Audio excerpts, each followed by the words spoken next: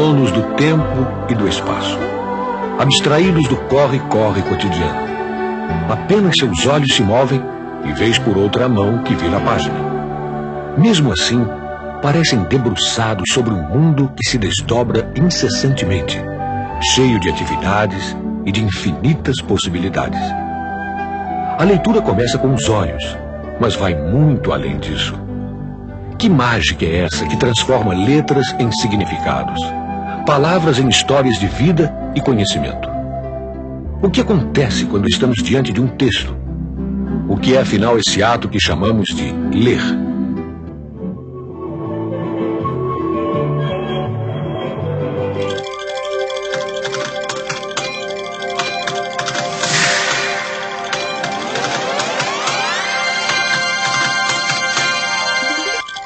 A capacidade do ser humano compreender aquilo que lê depende da relação que existe entre os olhos e o cérebro. Há muito tempo, os estudiosos tentam entender esta relação.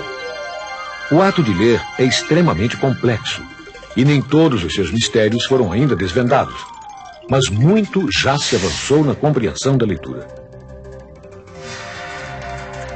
Já se sabe há mais de 100 anos que os olhos não deslizam linearmente sobre o texto durante a leitura. Ao contrário, eles saltam pela página numa velocidade muito alta, 200 graus por segundo.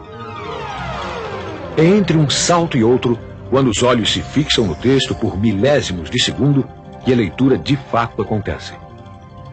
O número de vezes que os olhos se fixam no texto e a distância entre um ponto de fixação e outro determinam a velocidade da leitura. E isso depende de vários fatores.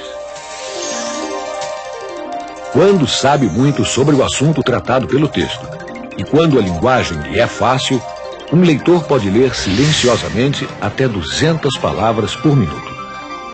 A leitura em voz alta é mais lenta, pois os olhos são mais rápidos que nossa capacidade de pronunciar as palavras.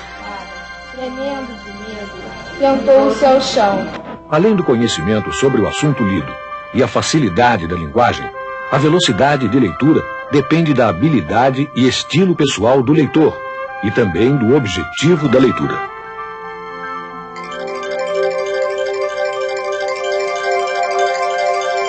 Observe estas letras. Você consegue dizer agora quais eram as letras? É difícil, é muito rápido. U, R, T. A outra não lembro. A-U-I-T-R-E-I.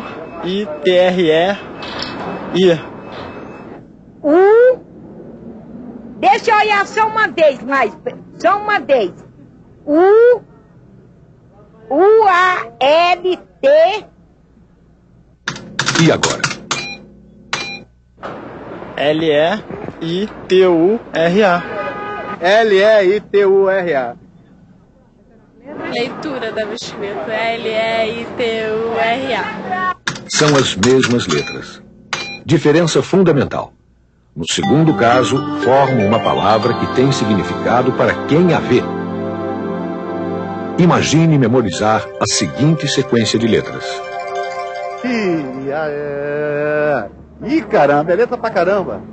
Tem letra pra chuchu. I-A-T-Z-A-U-R-A, não sei o que mais, etc, etc, etc, etc, etc, etc. Sem condição. Iatra alguma coisa, não sei. Muita coisa.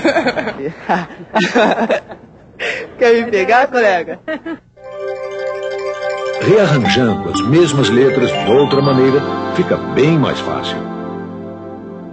A-L-E-I-T. E esses testes mostram que quanto mais os olhos se apoiam no significado, maior é a eficácia da leitura. A decodificação do escrito também se apoia no significado. Viu como é que tem boa cabeça? O psicolinguista Frank Smith afirma que não são os olhos que determinam o que e como vemos, e sim o cérebro. Ou melhor, os conhecimentos que o cérebro já possui. Traduzindo, a gente vê o que a gente sabe. Assim, é preciso considerar que há dois fatores básicos que determinam a leitura: o texto impresso que é visto pelos olhos e aquilo que está por trás dos olhos de quem lê, dos conhecimentos que o leitor já possui. Um especialista em física compreende um texto básico sobre mecânica quântica com uma rápida leitura. Isso porque, por trás dos olhos, possui um conhecimento razoável sobre o assunto. Um leitor leigo em física não tem o mesmo desempenho diante de tal texto. Potência no estado permanente de corrente alternada. Os módulos dos fasores de corrente... Ele consegue decodificar fluentemente o texto, mas não consegue compreendê-lo, pois não tem conhecimento anterior sobre o assunto. Simplificar as fórmulas de potência. Bom, resumindo, eu não entendi nada. O contrário também pode acontecer. O leitor sabe muito sobre determinado assunto, mas se vê diante de um texto que não consegue decifrar. É só pensar numa criança ainda não alfabetizada que gosta de futebol. Mesmo que saiba bastante sobre o esporte, ela não vai conseguir ler uma matéria sobre um jogo, porque ainda não dispõe dos recursos de decodificação necessários à leitura. É por isso que se diz que a leitura depende do texto impresso que é visto pelos olhos e daquilo que está por trás dos olhos, o conhecimento prévio que o leitor já possui. Mas o conhecimento prévio necessário à leitura não é só o conhecimento sobre o assunto tratado pelo texto lido. Não, é também o que se sabe sobre os textos e sobre a própria leitura. Como os textos se organizam e quais são suas características, para que servem os títulos e tudo mais. E é ainda ter familiaridade com diversos tipos de texto e aceitar que não é preciso conhecer os significados de todas as palavras para compreender uma mensagem escrita.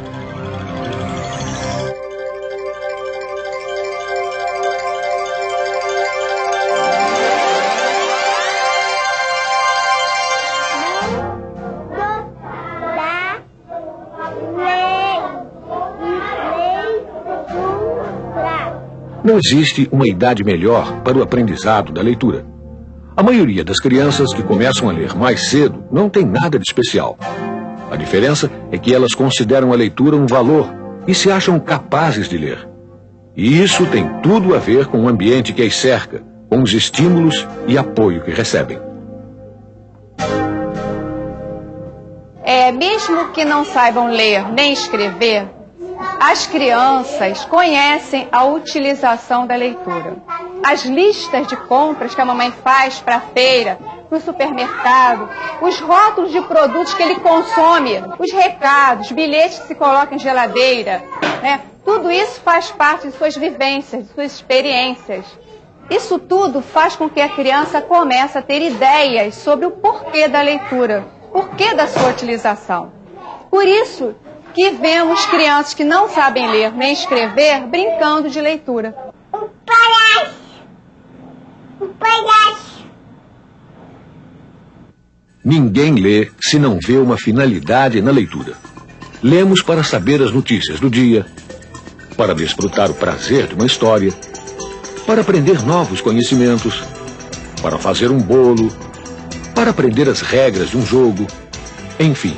Lê-se sempre para atender a uma necessidade pessoal. As crianças aprendem a ler participando de atividades de uso real da escrita, junto com pessoas que já sabem ler.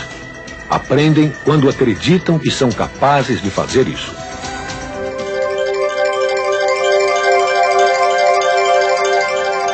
O ato de ler tem diferentes objetivos e há diferentes tipos de leitura. Há textos que se pode ler apenas algumas partes, buscando as principais informações. Outros exigem atenção máxima e várias leituras. Alguns podem ser lidos rapidamente. Outros são só aproveitados com calma e vagar.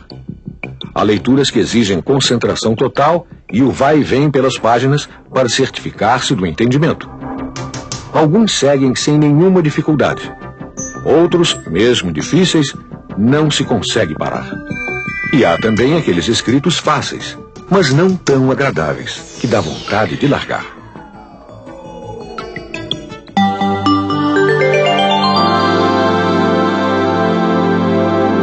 Mas qualquer que seja o objetivo, não se trata simplesmente de decodificar letra por letra, palavra por palavra. Ler é uma atividade que implica compreensão. É só observar a própria leitura para perceber que decodificação é apenas uma das estratégias usadas. A leitura fluente envolve uma série de outras estratégias. As estratégias de leitura são recursos que o leitor usa para construir significado enquanto lê. E usa esses recursos mesmo sem se dar conta disso. Quando o leitor lê apenas a manchete para saber o assunto da matéria jornalística, por exemplo, está usando principalmente a estratégia de seleção. Observe esta frase. Algumas letras estão faltando, mas ainda assim é possível lê-la. As paixões humanas são misteriosas e a das crianças não são menos que a dos adultos. As paixões humanas são... Este teste mostra que quando a linguagem não é complicada e o conteúdo não é difícil, é possível compreender o texto mesmo com a ausência de algumas letras, sílabas ou até palavras. A compreensão não fica prejudicada. Por isso as crianças podem ler mesmo quando não sabem codificar todas as sílabas ou palavras do texto. O leitor fluente faz essas eliminações automaticamente durante a leitura, que dessa maneira fica muito mais ágil. Isso se dá também pelo uso da estratégia da seleção, que escolhe o que é e o que não é necessário focalizar.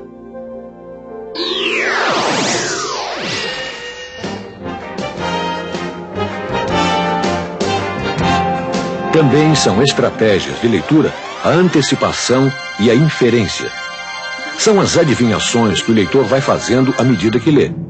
Elas se baseiam tanto nas pistas dadas pelo próprio texto, como no conhecimento que ele já tem sobre o assunto lido.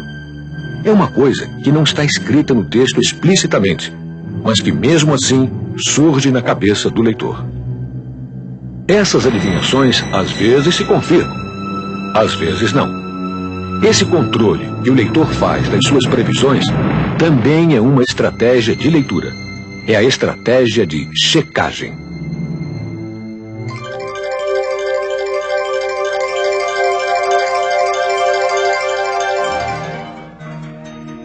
Tenho o livro aberto diante de mim, sobre a minha mesa. O autor, cujo rosto vi no belo frontispício, está sorrindo com satisfação. E sinto que estou em boas mãos. Sei que, à medida que avançar pelos capítulos, serei apresentado àquela antiga família de leitores, alguns famosos, muitos obscuros, da qual faço parte. Lerei sobre seus triunfos e perseguições, sobre suas descobertas quase secretas. E, no final, compreenderei melhor quem eu, o leitor, sou.